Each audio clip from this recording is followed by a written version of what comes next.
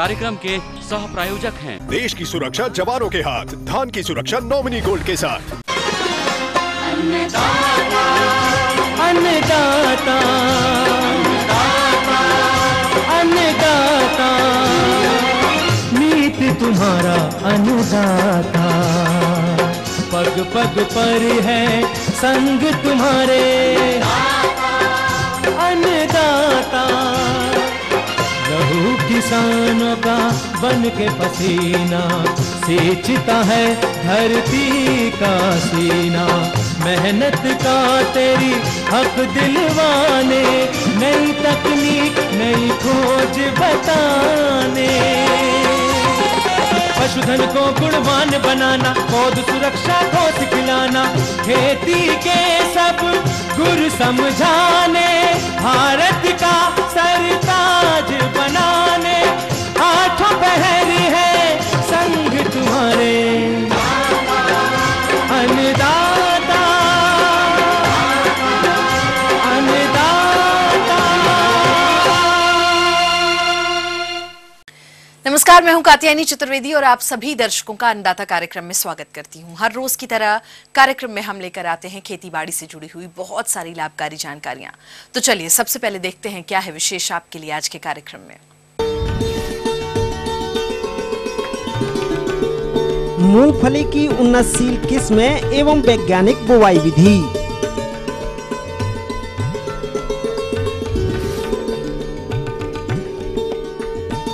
बरबट्टी की उन्नतशील प्रजातियां एवं बुवाई तकनीक।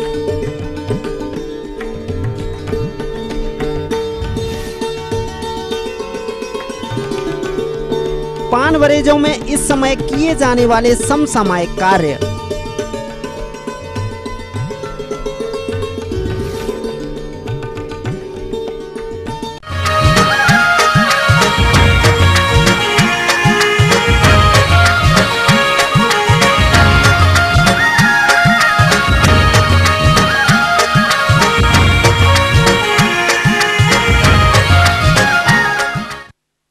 किसान भाइयों, इस समय वर्षा शुरू हो चुकी है और यदि आप मूंगफली की बोनी करना चाहते हैं तो कौन सी किस्म का चुनाव करें और कैसे इसकी बुआई की जाए, इसी विषय में जानकारी दे रहे हैं जवाहरलाल नेहरू कृषि विश्वविद्यालय जबलपुर के विषय विशेषज्ञ डॉक्टर KBS मौर्य। मूंगफली की खेती की काश्तकारी के संबंध में मैं कुछ बिंदु आपको बताना चाहता हूँ। इसमें पहला है भूमि का चयन। मूंगफली की खेती के लिए एलुवियल मृदा, लाल मृदा, बलुई मृदा जिसका पीएच मान 6.6 से 7.2 के बीच हो, मूंगफली की खेती के लिए अच्छी होती है। तथा लाल मिट्टी मूंगफली खेती के लिए वरदान है जिसका जल निकास अच्छा हो। इसके लिए 2 से 3 बार कल्टीवेटर एवं 1 बार हैरो चलाकर खेत को भुरभुरा कर लें, पाटा लगाकर खेत को समतल करें, तत्पश्चात उसमें बुवाई करें। मूंगफली की फसल में भी सामान्यतः 20 kilo nitrogen, 60 kilo phosphorus, 20 kilo potash प्रति हेक्टेयर दिया जाता है या सामान्यतया 1:3:1 का अनुपात रखा जाता है, जिसमें से नाइट्रोजन, फास्फोरस एवं पोटास की पूरी मात्रा आधार के रूप में बोते समय दी जाती है। उर्वरक को कतार में ही 20 से कुछ गहराई पर दें या सीड कम फर्टिलाइजर ड्रिल का प्रयोग करके भी इससे निपटा जा सकता है। फास्फोरस यदि सिंगल सुपर फास्फेट से मूंगफली में दिया जाता है तो वो लाभदायक होगा, तो इसके लिए सिंगल सुपर फास्फेट को छिड़कना पड़ेगा क्योंकि इसमें 11 से 13% तक गंधक होता है जो तिलहनी फसलों के लिए आवश्यक है। किस्में 2 तरह की हैं, एक बंच टाइप में JL24, ज्योति, और स्प्रेडिंग टाइप में AK1224, जूनागढ़ इत्यादि हैं। किसान सामान्यतया जहाँ सितंबर में वर्षा होती है वहाँ पर स्प्रेडिंग टाइप की किस्मों को पसंद करता है क्योंकि इसमें डार्मेंसी या सुसुप्तावस्था पाई जाती है। इससे लेट वर्षा से भी मूंगफली अंकुरित नहीं होती। बंच टाइप किस्में मध्य प्रदेश में सबसे ज़्यादा पसंद की जाती हैं। किसान इसे इसलिए ज़्यादा लेना चाहता है क्योंकि उखाड़ने में या हार्वेस्टिंग में कास्ट ऑफ कल्टीवेशन कम लगता है और सिंपल एक पुलिंग से पूरा का पूरा मूंगफली उखड़ाता है। इसके लिए बीज दर लगभग 100 किलो प्रति हेक्टेयर लगेगा। बीज उपचार, इसके बीज को थायरम एवं बेविस्टिन दोनों दवा 1:1 में लेकर 3 ग्राम प्रति किलो बीज से उपचारित करें। तत्पश्चात बुआई करें। बीज निवेशन के लिए राइजोबियम कल्चर से बीज में टीका लगाएं। इससे नाइट्रोजन स्थिरीकरण होगा और 30 से 40 किलोग्राम नाइट्रोजन पर हेक्टेयर तक की बचत होगी। मूंगफली की खेती सामान्यतः कतार में बोई जाती है। कतार से कतार की दूरी किस्मों के आधार पे, किस्में 2 तरह की होती है, एक फैलने वाली, दूसरी बंच टाइप। फैलने वाली किस्मों की कतार से कतार की दूरी 45 सेंटीमीटर तथा बंच टाइप किस्मों की कतार से कतार की दूरी 30 सेंटीमीटर रखी जाती है। पौधे से पौधे की दूरी 10 सेंटीमीटर। मूंगफली में खरपतवार के लिए क्रांतिक अवस्था 20 से 45 दिन की मानी जाती है, जो बुआई के 20 से 45 दिन बाद आती है। इसमें या तो हाथ द्वारा खरपतवार को उखाड़ें या खुरपी द्वारा, या निराई गुड़ाई करके खरपतवार को उखाड़ें, या रसायनों द्वारा भी खरपतवार को नियंत्रित किया जा सकता। बोने के बाद लेकिन खरपतवार के अंकुरण के पहले भी नीदानाशक डाले जाते हैं। इन्हें प्री इमरजेंस नीदानाशक कहते हैं। इस समूह में पेंडिमिथालिन 3 लीटर पर हेक्टेयर या 1 kg AI पर हेक्टेयर की दर से मूंगफली बोने के बाद 500 लीटर पानी में घोल बना के बोने के दूसरे, तीसरे, चौथे लेकिन अंकुरण के पहले तक इसका उपयोग कर सकते हैं। अतः किसान भाइयों, यदि मूंगफली की खेती वैज्ञानिक तरीके से करते हैं और नई नई किस्मों का चयन करके वैज्ञानिक विधि अपनाती हुए खेती करेंगे तो मूंगफली की काश्तकारी लाभ का धंधा होगा। तो ये थी कुछ उपयोगी जानकारियां। अब लेते हैं एक छोटा सा ब्रेक, लेकिन जल्द होंगे हाजिर और आगे कार्यक्रम में है महत्वपूर्ण जानकारियां। बने रहिए हमारे साथ।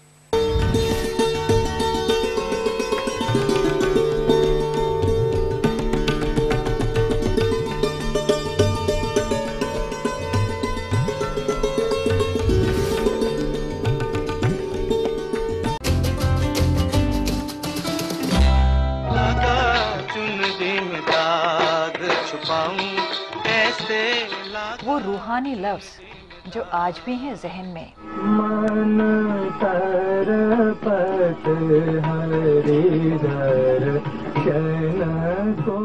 वो खुदाई मौसीकी जो ले आए जन्नत जमी पर। जो भी हो तुम खुदा की कसम लाजवाब हो। वो दिलकश अंदाज जो लौटा लाए गुजरा जमाना। प्यार किया तो डरना क्या, जब प्यार किया तो डरना क्या। देखिए भूले बिसरे गीत। डरना क्या, जब प्यार।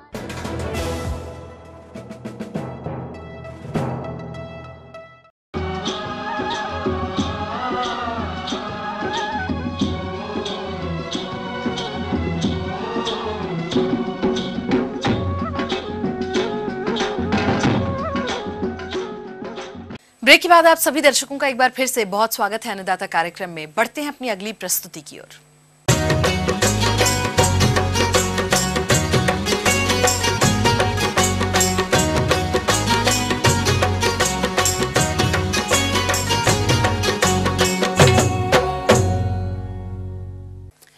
प्रदेश के जो भी किसान हरी फलियों के लिए बरबटी की खेती करते हैं वो अभी इसकी बुआई कर सकते हैं।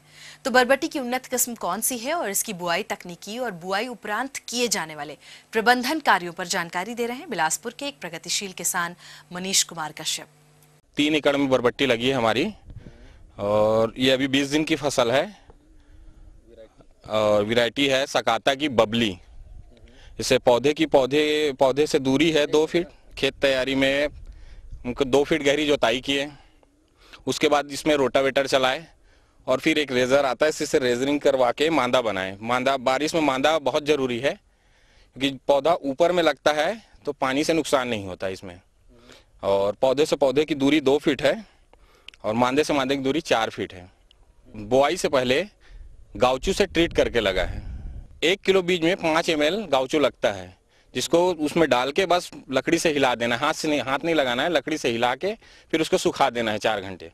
4 घंटे के बाद बीज बुआई करेंगे, जिससे 15 दिन तक तो इंसेक्ट इसमें आते ही नहीं है।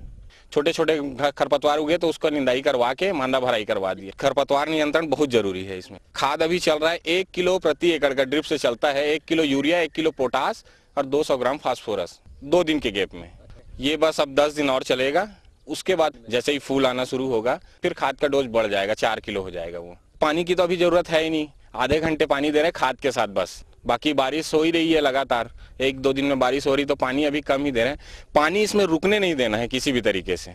उसके लिए ड्रेनेज सिस्टम बनाए हैं, आगे में नाली है नीचे में, और वो नाली से होके पानी बाहर नदी में निकल जाता है, पानी रुकता नहीं है कहीं पर। रस्सी इसमें 7 किलो एकड़ का लगता है ना। 2 रस्सी लगते हैं, एक नीचे से 2 फीट ऊपर में और फिर एक 4 फीट में, और उसके नीचे धागा लगा के उसको धागा से गुथाई कर देते हैं ताकि वो आसानी से पकड़ के चढ़ जाए, उसको तकलीफ ना हो। बारिश में कीड़े जल्दी नहीं आते हैं, मगर जो आते हैं तो बहुत ज्यादा नुकसान करते हैं, तो उसका विशेष ध्यान रखें। जैसे ही दिखता है एक, अगर पूरे खेत में फील्ड में उनके एक भी कीड़ा दिखता है तो तुरंत दवा का स्प्रे करें, जैसा जो कीड़ा दिखता है उसके हिसाब से। बीज अच्छी क्वालिटी का लेंगे, हाइब्रिड बीज लेंगे, उसमें बीमारी वायरस कम आते हैं, और जो देसी वैरायटी है, हल्की वैरायटी है, उसमें उत्पादन भी कम आएगा, सेंसिटिव होते हैं उसमें, है ना, कीड़े भी बहुत जल्दी अटैक होते हैं। इसके अलावा और कौन से कार्यों को करना है, आइए जानते हैं एक विषय विशेषज्ञ से। हम लोग लोबिया या बरबटी की खेती के बारे में बात कर रहे हैं। किसान भाइयों, इसके लिए सबसे पहले तो मैं आपको बताना चाहता हूं कि भूमि का चुनाव ऐसे में करें जहां पर पानी की स्थिरता कम हो, मतलब पानी लगाव न हो। दूसरा, बलुई दोमट या दोमट मिट्टी इसके लिए उपयुक्त है। चूंकि बरसात का मौसम है, मेड़ नाली पद्धति पर ही बोएं। इसमें हम हर दलहनी फसल पर ये ध्यान दें कि मेड़ नाली पद्धति पे बोई जाए, तो इसको मेड़ नाली पद्धति से बोए। तीसरी बात आती है कि हमको कौन सी प्रजाति अच्छी मिलती है और इसका उत्पादन क्या होता है। तो मैं आपको बताऊं कि हमारे पास CP1 और CP3 और CP4, काऊ P3 और काऊ P4, ये 2 प्रजातियां हैं, जिसकी पकने की अवधि करीब करीब जो है 100 से 120 दिन है। इसमें प्रथम तुड़ाई की जो हम बात करते हैं, 45 से 50 दिन पे प्रथम तुड़ाई होती है, और यह तुड़ाई बीच बीच में चलती रहती है, और करीब 100 से 120 दिन तक इसको हम फसल लेते हैं। प्रमुख अंश ये भी आता है कि इसका 1 हेक्टेयर में बीज कितना लगता है, तो करीब 20 से 25 केजी बीज, किलोग्राम बीज जो है प्रति हेक्टेयर के हिसाब से हमको अपने खेत में डालना चाहिए। दूसरा, इसी के साथ साथ बीज शोधन बहुत आवश्यक है। जैसा कि हमारे पास जो कार्बेंडाजिम होता है, उसमें 2.5 से 3 ग्राम कार्बेंडाजिम मिला के हम इसको अच्छी तरह से सीड ट्रीटिंग ड्रम में मिलाते हैं, और मिलाने के बाद तब इसकी बुआई करते हैं। जो पौधे से पौधे की दूरी है और लाइन से लाइन की दूरी, तो 75 गुणे 50 सेंटीमीटर की दूरी पे आप इसकी बुआई करें। लाइन से लाइन की दूरी 75 सेंटीमीटर, और पौधे से पौधे की दूरी 50 सेंटीमीटर होनी चाहिए, जिससे कि हमारे इस लोबिया के पौधे का उचित ढंग से विकास हो। खाद में 60 किलोग्राम पोटास, 40 किलोग्राम नाइट्रोजन और 60 किलोग्राम फास्फोरस, इस हिसाब से हम लोग डालते हैं। लेकिन अगर गोबर की सड़ी हुई खाद हो तो उसमें PSB मिलाकर अच्छे से सड़ाकर इसके बाद हम खेत में डालते हैं, तो हमारे पौधों की अच्छी बढ़वार होती है एवं फलियों में चमक आती है।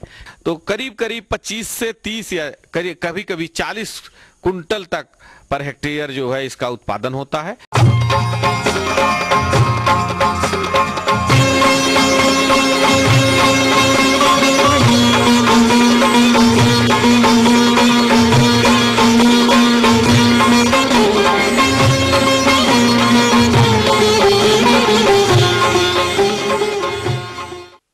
हमारे राज्य के अधिकतर किसान भाई खेती के साथ साथ दुधारू पशुओं का पालन करते हैं, लेकिन अभी बरसात का मौसम चल रहा है, और ऐसे मौसम में इन पशुओं के आवास, आहार प्रबंधन के साथ ही इन पशुओं के स्वास्थ्य की देखभाल भी जरूरी है, तभी इनसे अधिक दुग्ध उत्पादन लिया जा सकता है।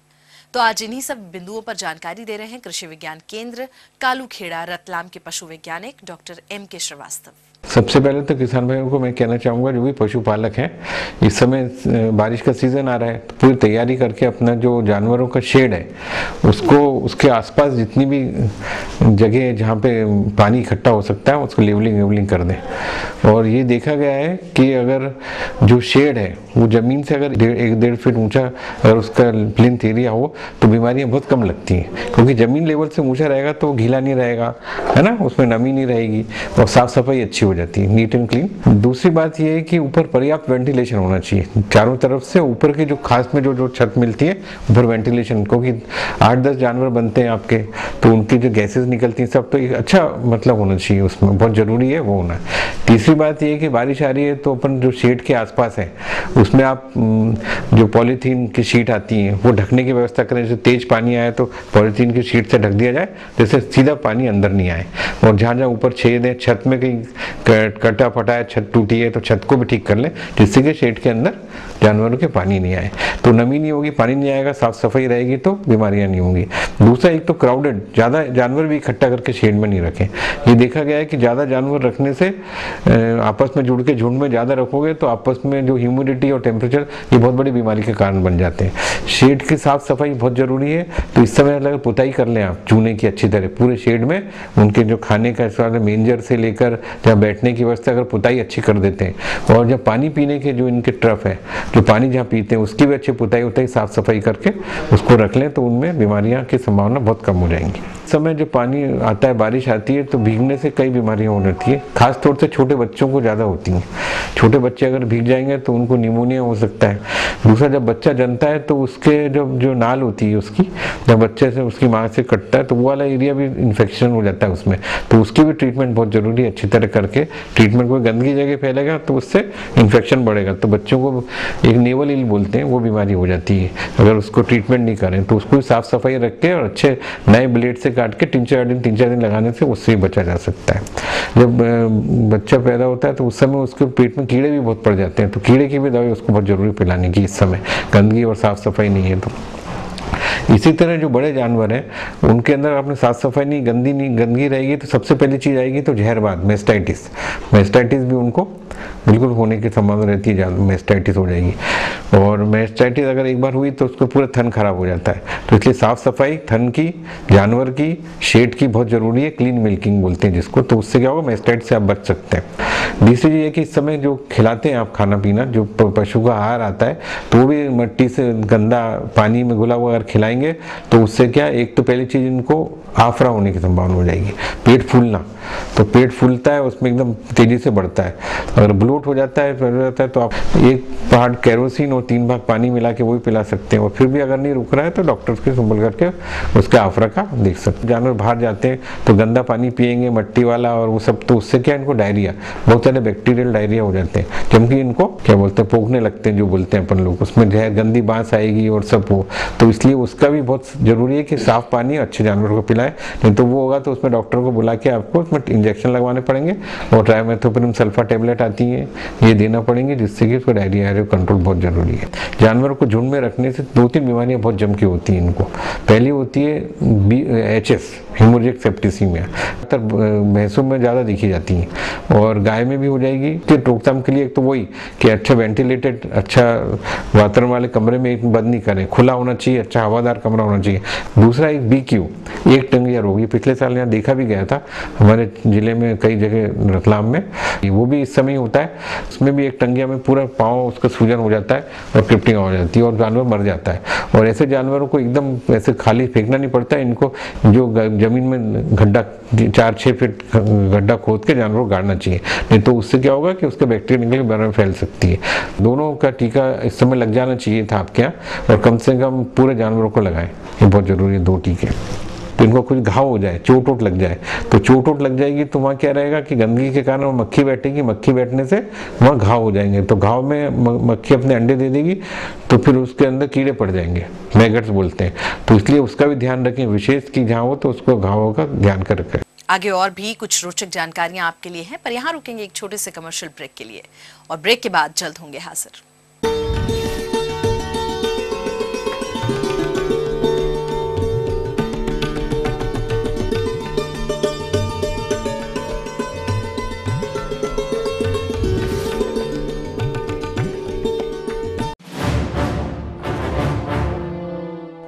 जादू है, हकीकत नहीं। और हकीकत ये है, जो हो जाता है लौटता नहीं। ये कोई हादसा भी हो सकता है, खुशी का लम्हा या किसी मजलूम की आह भी। जिंदगी के तमाम पहलुओं में छिपा है वो सच जो जादू नहीं, हकीकत है। और हकीकत के साथ है ETV।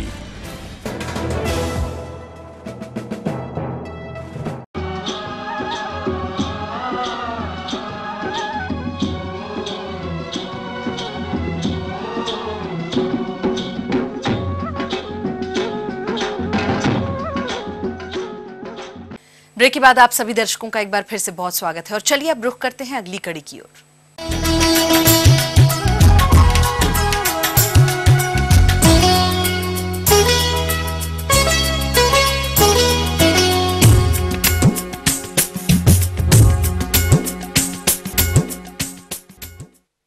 पान बरेजा हमारे प्रदेश में ग्वालियर, जबलपुर, नीमच और मंदसौर आदि जिलों में प्रमुखता से देखे जा सकते हैं। और जिन किसानों ने पान बरेजा लगा रखा है वो इस बरसात के मौसम में उसकी देखरेख कैसे करें जिससे उन्हें गुणवत्ता युक्त पत्तियों की अधिक उपज मिल सके। आइए जानते हैं एक विषय विशेषज्ञ डॉक्टर DK द्विवेदी से। जैसा कि आजकल धूप ज़्यादा पड़ रही है, तो धूप की तीव्रता बहुत ज़्यादा है। उससे सुरक्षित करने के लिए यह है कि अगर पूरा बरेजा आपका चारों तरफ से कवर नहीं, जिसको टाटी कहते हैं, तो टाटी अपना जो है दुरुस्त कर दीजिए तुरंत। और ऊपर जो है फूस का छप्पर रखते हैं धूप की तीव्रता बचाने के लिए और अच्छी बरसात बचाने के लिए, तेज़ बरसात से बचाने के लिए उसको भी ठीक ठाक से कर दें। धूप छन करके आनी चाहिए, ये नहीं सीधे नहीं आनी चाहिए, इससे पौधे पर बुरा प्रभाव पड़ता है। और खरपतवार निकालते रहना चाहिए। खरपतवार निकालने से खुरपी भी जो है नाली और मेड़ी पर चलाते रहना चाहिए। उसके बाद पानी जो है फुवारे से, घड़ा से, हजारा से, झरना से, किसी भी तरह जो भी आपके पास साधन हो, आपको पोखर हो बगल, उससे भर भर के पिलाइए। अगर पंपिंग सेट है छोटा सा जो है वाला, आजकल जो है पोर्टेबल आता है, अपना घूम ढो करके इधर उधर, उससे पंपिंग सेट से, लेकिन पतली उससे फुवारे के रूप में जो है नालियों पर, मेड़ियों पर आप तर्क करते रहिए। आपको साल भर में 4 बार पोषक तत्व डालना चाहिए। इसके लिए नाइट्रोजन की मात्रा 200 किलोग्राम, फास्फोरस की मात्रा जिसको आप स्फुर करते हैं हिंदी में 100 किलोग्राम, पोटेशियम की 100 किलोग्राम की आवश्यकता पड़ती है। अब इसको जो है आप 4 हिस्से में बांट लीजिए, अर्थात 50 kilo nitrogen, 25 kilo phosphorus, 25 kilo potash एक बार में डालिए। तो साल भर में होता है 12 महीना, 4 बार में डालिए, 3-3 महीने पर डालना है। बरसात के पहले जून जुलाई में आपको एक बार डालना है। इसके पहले आप 3 महीना पहले डाल दीजिए, उसके बाद फिर आपके बरसात के 3 महीने बाद डालिए। तो इसके लिए आपको अगर खल्ली से डाल रहे हैं, खल्ली इसमें बहुत लाभप्रद होती है, दर्रा जो है आपको अनाजों का वो भी पड़ता है, तो अगर आप इसको डाल रहे हैं तो आपको 100 ग्राम नाली का जो मेड़ी है उस पर 1 मीटर में 100 ग्राम खल्ली, अगर खल्ली की जगह न डाल करके आप वर्मी कंपोस्ट डाल रहे हैं तो 300 ग्राम वर्मी कंपोस्ट की आवश्यकता पड़ेगी 1 मीटर की चौड़ाई वाली नाली यानी मेड़ी पर। और आपको जैविक खाद ही केवल डालना है, तो आपको ट्राइकोडर्मा वीडी आजकल आ रहा है जो कि फफूंद को नाश करता है। इसमें आपको चनका, गलका, पदगलन, पत्ती गलन, ये सब रोग लगते हैं, उनसे जो है बचाव के लिए अगर ट्राइकोडर्मा वीडी को जो है 5 ग्राम मात्रा आप 5 किलो जो आपको खाद या खल्ली या क्या कहते हैं कंपोस्ट है उसमें मिला करके उसको आप मेड़ी पर डालते जाइए। 2 साल डालिएगा तो आपको बरेजा 10-15 साल चलता है अमूमन। उसमें जो है ये ट्राइकोडर्मा वीडी डेवलप कर जाएगा और रोग व्याधि नहीं होने देगा, चनका, गलका और जो है जितना होता है गलन और ये सब रोग। इस तरह से आप कार्बनिक जैविक विधि से पान की पत्ती जो है उत्पादन कर सकते हैं, उसको बाजार में बेच करके अच्छा मुनाफा कमा सकते हैं।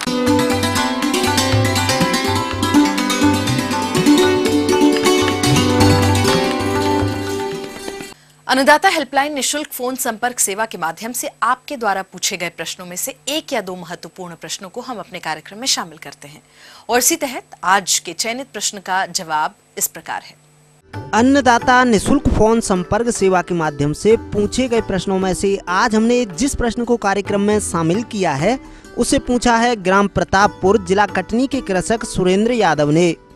इनकी मिर्ची की फसल में पत्ती सिकुड़न रोग का प्रकोप देखने में आ रहा है, यह इसके नियंत्रण पर जानकारी चाहते हैं। तो सुरेश यादव जी, आपकी जानकारी हेतु प्रस्तुत है कार्यक्रम का यह अंश। सबसे पहले यहाँ पर मौसम में बारिश पहले काफ़ी हो गई थी शुरुआत में, फिर उसके बाद बारिश रुक गई और धूप काफ़ी अच्छी खिल गई, जिसकी वजह से वायरस रोग आने की संभावना अधिक बढ़ गई है। तो किसान भाइयों, सबसे पहले ग्रसित पौधों को पहचानने का लक्षण ये है, जो पौधे की स्वाभाविक वृद्धि होती है, स्वाभाविक वृद्धि ना होकर पौधा बौना हो जाता है, पत्तियां संकुचित हो जाती हैं, ऊपर से मुरझाई हुई लगती हैं और उसमें फूल और फल की मात्रा कम हो जाती है। आप सबसे पहले जो पौधे बोने से दिख रहे हों, पत्तियां असंकुचित टाइप की लग रही हों, उन पौधों को आप अपने खेत से उखाड़ लीजिए और बाहर खेत के एक गड्ढा बनाइए, जिसमें उन पौधों को, ग्रसित पौधों को दबा दीजिए। फिर इनके रोकथाम के लिए, क्योंकि ये वायरस रोग वाहक कीट द्वारा फैलता है, तो वाहक कीटों को नियंत्रण करना बहुत आवश्यक है। तो वाहक कीटों के नियंत्रण के लिए और वायरस रोगों को नियंत्रण के लिए आप वेटेबुल सल्फर 2 मिलीलीटर प्रति लीटर और रोगार 1 मिलीलीटर प्रति लीटर पानी में मिलाकर छिड़काव करते रहिए। 10-15 दिन के बाद पुनः इसको छिड़काव करिए, आपका मिर्च सुरक्षित रह सकती है। लेकिन इसके साथ साथ आप अपने पड़ोस के खेतों के किसानों भाइयों को भी इस मात्रा का छिड़काव जरूर बताइए, क्योंकि विषाणु के जो रोग वाहक कीट हैं वो दूसरे के खेत से आपके खेत में आ सकते हैं। इसलिए आप अपने खेत को सुरक्षित करने के लिए आप अपने बगल के खेतों को सुरक्षित करना बहुत आवश्यक है। पड़ोस के खेत वाले कृषक भाइयों को भी इस चीज़ की जानकारी दीजिए।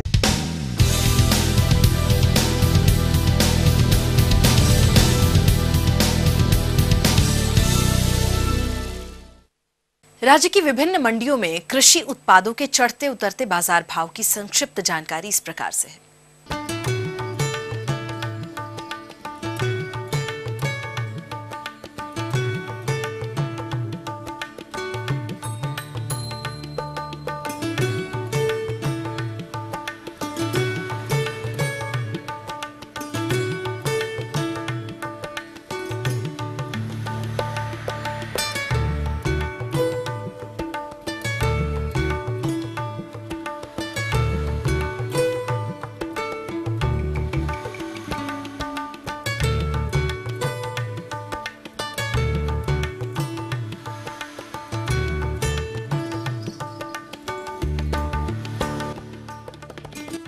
तो हम उम्मीद करते हैं कि आज का कार्यक्रम आपको जरूर पसंद आया होगा, उपयोगी रहा होगा। किसान भाइयों, अन्नदाता आपकी सेवा के लिए संकल्परत है। कृषि संबंधित समस्या एवं सुझावों के लिए आप हमें इस पते पर संपर्क भी कर सकते हैं। प्रोड्यूसर अन्नदाता, ETV Madhya Pradesh Chhattisgarh, Ramoji film city, Hyderabad 501512। साथ ही आप हमें ईमेल भी कर सकते हैं। हमारा ईमेल एड्रेस है annadatamp@etv.co.in और इसके अतिरिक्त आप हमें निःशुल्क हेल्पलाइन नंबर 180010845999 पर सुबह 10 बजे से शाम 4 बजे के बीच संपर्क भी कर सकते हैं। और चलिए अब देखते हैं कल दिखाए जाने वाले कार्यक्रम की मुख्य झलकियां।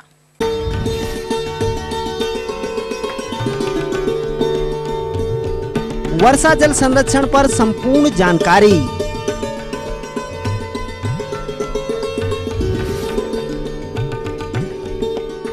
फिलहाल अन्नदाता की पूरी टीम को दीजिए इजाजत। कल फिर इसी समय आपसे मुलाकात होगी कृषि संबंधित कुछ और रोचक जानकारियों के साथ। नमस्कार।